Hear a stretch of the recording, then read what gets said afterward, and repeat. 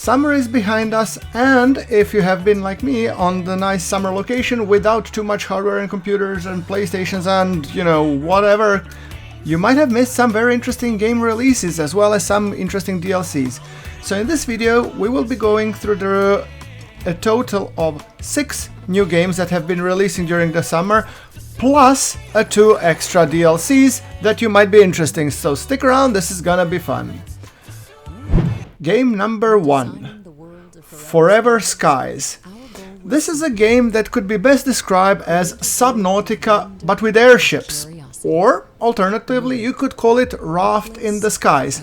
The game itself is a very interesting premise. You have your airship and some great calamity has befallen a human race, and you can fly on and dock skyscraper to skyscraper because some fog has settled over the bottom layers of the atmosphere, which is a little bit toxic, so you cannot go down there. But if you're going with an airship, you can build your equipment, build your airship, and also get more equipment so you can go further down to the bottom layers and uncover what has happened. So currently it has released in early access this summer. Story is still missing and being ironed out, but gameplay in itself is fun, although a little bit of a short.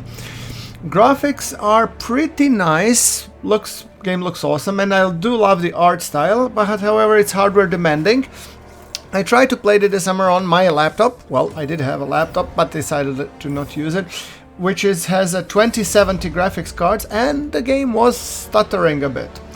However, the game has very positive reviews on Steam at the moment, and I did play it and I did enjoy playing it quite a lot, exploring, docking. Every skyscraper had something new to offer, from the botanical gardens, way to process, cook food, etc.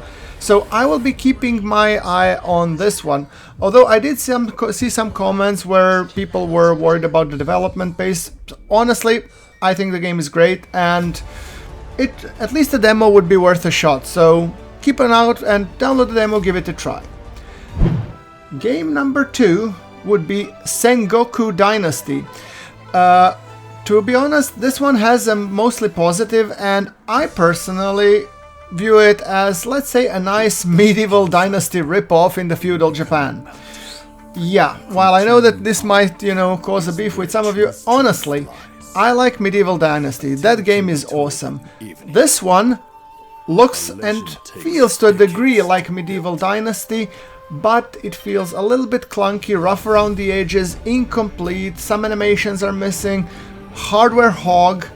I mean, to be fair, it is released in early access, so I mean, most of you say, bugs be damned, the game is supposed to be in early access, but to me it feels like a little bit of too early access, to be honest. I mean, it has nice graphics, but as I said, animations are crude, it doesn't feel so very well optimized, so you really need a NASA computer to be able to run it. I mean, don't get me wrong, on my home, 4070 works pretty well, and with a 64 gigs RAM. However, on my laptop, yeah, it was stuttery, it was very, very badly playable.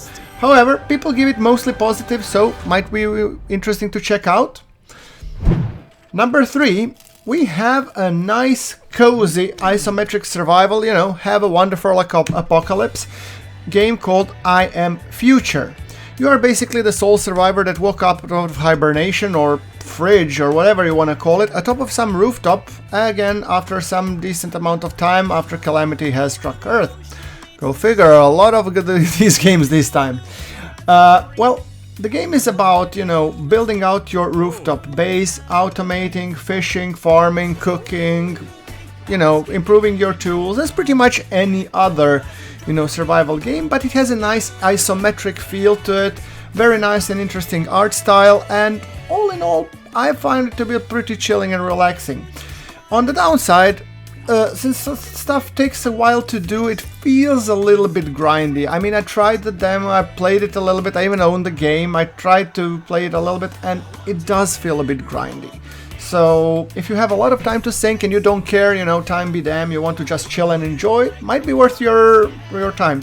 For me, as I'm like a busy daddy of 2, I don't have that amount of time. So, while I do like it, I will be keeping my eye on it, but at the moment feels a little bit grindy. Okay, So next one is a little bit more controversial with the mixed reviews on Steam. We have Jump Light Odyssey, a game that when I first saw looked amazing to me. I mean, it looked like a game between Faster Than Light and a base builder sort of like Evil Genius, with a dash of story that is very reminiscent of Battlestar Galactica's pilots in the first episode, 33. Basically, you're the leader of the exodus of your species, going to the Forever Star to rebuild your civilization, and your starship is your home. Like I said, Battlestar Galactica miniseries vibes all over the place. However, your enemy is right up your heels, and you need to be at least one light jump ahead of them. So throughout it, you are building and outfitting your ship, performing off-world missions, sort of almost like Star Trek or something like that, rescuing survivors and keeping the hope of survival alive, because if that's lost, then you're goner. I guess it's a decent base builder with nice graphics. It is early access and very rough around the edges. The animations, art style, love it. It's awesome. The premise of the game, awesome, love it. However, the UI is clunky, it's missing information, it does overwhelm you with too much information, too much stuff to do at the same time, and you really have to be careful because minor wrong actions can have disastrous consequences later on. This is a game that I think, through time and through polish, through the early access, has great potential to be a fantastic survival game for the people who like the space genre. So, as I said, I would keep my eye on it. Then we have the game called The Grande Emprise, Time Travel Survival. Now this is a game with a refreshing and interesting idea. You are basically a time traveler through history and in order to become God. Really interesting one. So, and you are building out, you're surviving through different eras. So you have like a dinosaur era, then you have ancient era, the like Aztec era, and these kind of things. And you're advancing through various eras all the way until to the space age and building a Dyson sphere.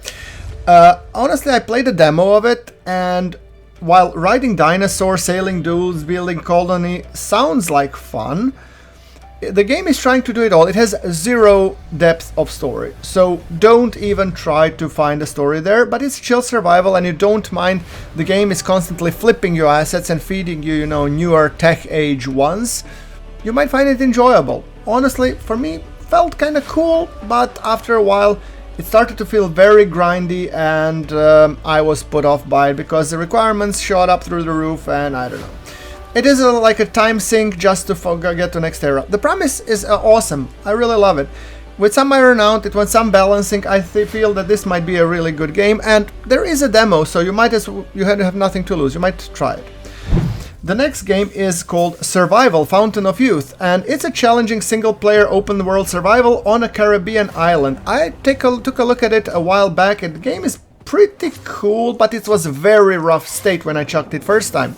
However, I saw that there were a lot of good additions to the game. Your role is to survive as 16th century explorer, member of Juan Ponce de Leon's expedition in the search of Fountain of Youth. And you have been shipwrecked, and you're supposed to live on the Caribbean islands, uncover the mysteries and discover your own fate. It's an early access title with some very positive reviews. I played through early version, but it was a little rough, although it seemed interesting enough. Perhaps it would be time to revisit that one very soon.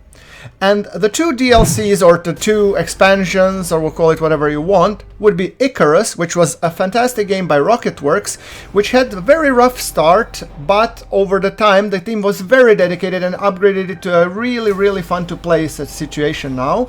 And the DLC also has very good positive reviews, and this DLC allows you to get to the other side of Icarus, which is non-terraformed, crazy and high content, and crazy monsters. So I haven't tried it out myself, will try it in the future, but might be interesting.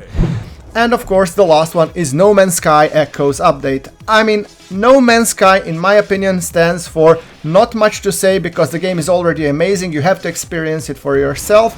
And the latest update really brings like massive space battles, Trench Runs. I tried it and loved it. It's awesome. Go give it a try. So this is my 6+2 list of games to try that has come after the summer, plus some additions. Might want to check it out. Thank you very much for watching, and I'll see you in the next one.